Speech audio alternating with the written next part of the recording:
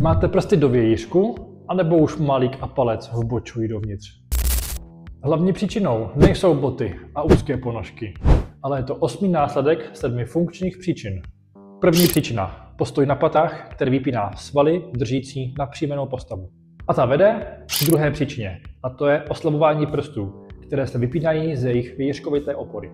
Třetí příčina je netvořící příčná klenba díky oporám prstů. Čtvrtá příčina. Palcový kloub se nemůže ohnout z příčné klenby a tím pádem se opřít o zem. A pátá příčina, a taky hlavní důvod, proč kotník vpadá dovnitř, je, protože on sám se snaží opřít palcový kloub o zem.